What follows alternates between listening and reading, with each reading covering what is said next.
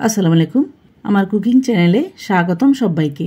তো ভিউয়ার্স, আজ আমি আপনাদেরকে তৈরি করে দেখাবো হচ্ছে এগ সটে ভেজিটেবল রেসিপি। এই সটে ভেজিটেবলটা চিকেন দিয়েও করা যায়, আবার চিকেন ছাড়াও করা যায়। আমি আজকে এই সটে ভেজিটেবলটা এগ দিয়ে করব। এভাবে করলেও এই সটে ভেজিটেবলটা খেতে কিন্তু খুবই মজা লাগে। যারা ডায়েট করছেন বা ডায়েট করবেন ভাবছেন তারা কিন্তু এই সটে ভেজিটেবলটা ব্রেকফাস্ট, লাঞ্চ বা ডিনারে খেতে পারেন। এই সটে ভেজিটেবলটা কিন্তু খুবই হেলদি, আর ডায়েট করার সময় রোজা রাখলেও সারাদিন পানির তেষ্টা পাবে না, শরীর এনার্জিতে ভরপুর থাকবে, শরীরে ক্লান্তি লাগবে না। তো ভিউয়ার্স, চলুন দেখে নেওয়া যায় কীভাবে আমরা এগ সটে ভেজিটেবলটা তৈরি করব। এগ সটে ভেজিটেবল তৈরি করার জন্য আমি প্রথমে যে সবজি নিয়েছি একবার দেখিয়ে দিচ্ছি।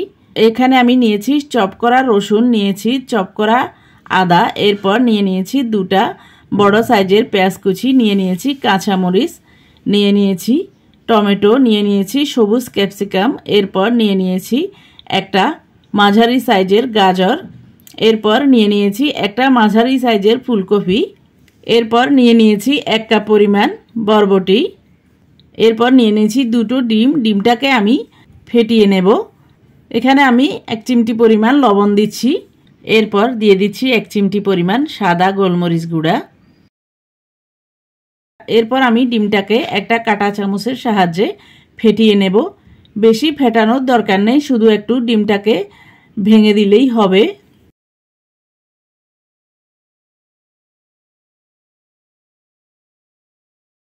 এরপর আমি এটাকে একপাশে রেখে চলে যাব চুলায়। চুলায় আমি আগেই পানিটাকে ফুটিয়ে নিয়েছি।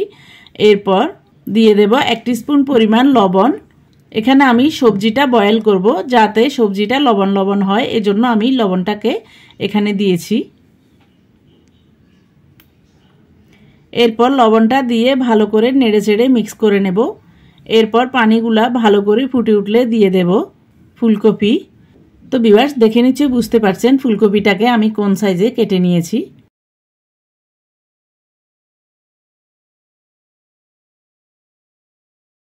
এরপর ফুলকপিটা দিয়ে আমি একটু নেড়ে ছেড়ে যখন ফুলকপির কালারটা চেঞ্জ হয়ে আসবে দিয়ে দেব বরবটি।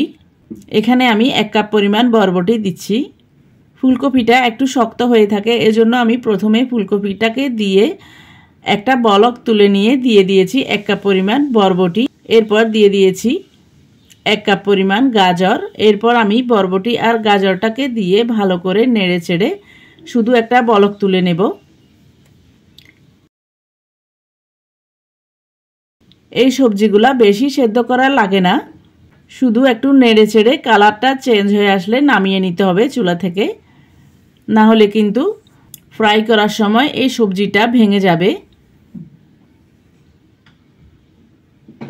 তো ভিউয়ার্স, দেখতে পাচ্ছেন আমার সবগুলা ভেজিটেবল হাফ বয়েল করা হয়ে গেছে। আমি একদম হাফ বয়েলও করিনি, শুধু কালারটা চেঞ্জ হয়ে গেলে এই ভেজিটেবলটাকে একটা স্ট্রেনারের সাহায্যে চুলা থেকে নামিয়ে নিচ্ছি। এরপর এই সবজিটাকে চুলা থেকে নামিয়ে নিয়ে আমি ঠান্ডা পানিতে ভালো করে ধুয়ে নিয়েছি, যাতে সবজিটা কাঁচা থাকতে যেই কালারটা ছিল ওই কালারটা থাকে। এরপর আমি চুলা একটা প্যান বসিয়ে দিয়ে দিয়েছি 1 টেবিল স্পুন পরিমাণ বাটার। এরপর বাটারটা দিয়ে আমি দিয়ে দেব আগে থেকে ফেটিয়ে নেওয়া ডিম। ডিমটা দিয়ে আমি একটু অপেক্ষা করব যাতে ডিমটা একটু শক্ত হয়ে আসে। এরপর ডিমটা যখন একটু শক্ত হয়ে আসবে আমি একটা স্প্যাচুলারের সাহায্যে ডিমটাকে ঝুরি করে নেব। ডিমটাকে একদম ছোট করব না, মোটামুটি হাফ ভাঙা করে নেব।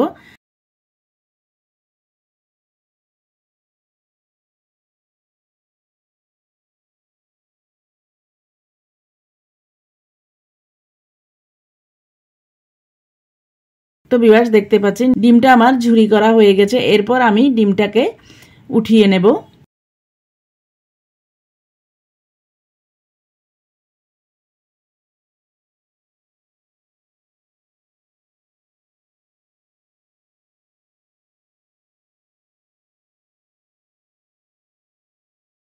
দেখতে পাচ্ছেন সবগুলা ডিমের ঝুরি আমি উঠিয়ে নিয়েছি। এরপর সেই একই প্যানে দিয়ে দেব 2 টেবিল স্পুন পরিমাণ বাটার।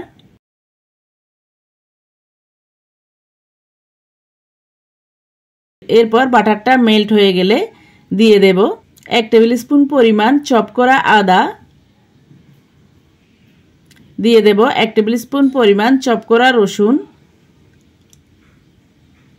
এরপর আমি আদা রসুনটাকে একটু নেড়ে ছেড়ে একটু ব্রাউন কালার করে ভেজে নেব।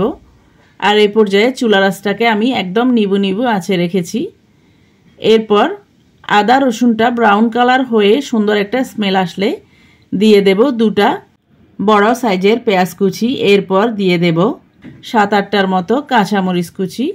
এরপর পেঁয়াজ আর কাঁচামরিচটাকে একটু আদা রসুনের সাথে নেড়ে চেড়ে ভেজে নেব। আমি পেঁয়াজটাকে বেশি ভাজবো না, পেঁয়াজ আর কাঁচামরিচের ক্রাঞ্চিনেস থাকা অবস্থায় দিয়ে দেব আগে থেকে বয়েল করে নেওয়া সবজি।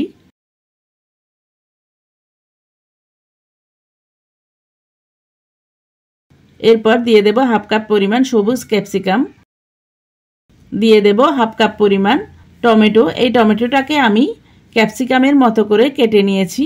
টমেটোটাকে ফালি করে নিয়ে মাঝখানের বিচিগুলোকে ফেলে দিয়ে শুধু উপরের শক্ত অংশটা নিয়েছি। এরপর আমি দিয়ে দেব স্বাদ মতো লবণ। লবণের পরিমাণটা আমি একটু কম দিয়েছি কারণ সবজিটা বয়েল করার সময়ও আমি লবণ দিয়েছি। এরপর দিয়ে দিয়েছি 1 টিস্পুন পরিমাণ ক্রাশ করা গোলমরিচ গুঁড়া।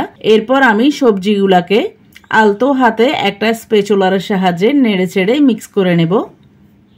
সবজিটাকে বেশি নাড়াচাড়া করা যাবে না, শুধু 2-1 বার মিক্স করে নিয়ে এভাবে পাতিলে 2টা হাতল ধরে উল্টিয়ে পাল্টিয়ে দিয়ে সবজিটাকে চুলা থেকে নামিয়ে নিতে হবে। তো ভিউয়ার্স দেখতে পাচ্ছেন সবজিটাকে আমি মিক্স করে নিয়ে পাতিলে 2টা হাতল ধরে উল্টিয়ে পাল্টিয়ে দিয়ে আরও একবার ভালো করে স্প্যাচুলার সাহায্যে মিক্স করে নিয়ে একটু অপেক্ষা করব যাতে সবজির গায়ে যে পানিটা আছে ওই পানিটা শুকিয়ে যায়।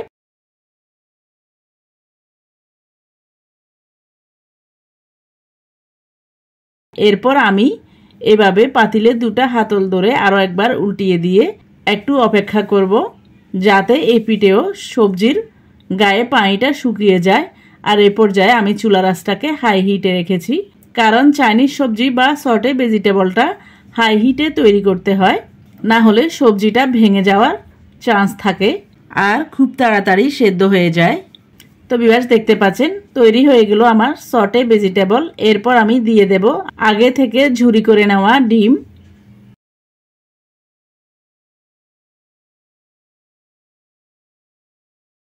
এরপর ডিমটা দিয়ে আমি আলতো হাতে একবার স্প্যাচুলার সাহায্যে মিক্স করে নেব।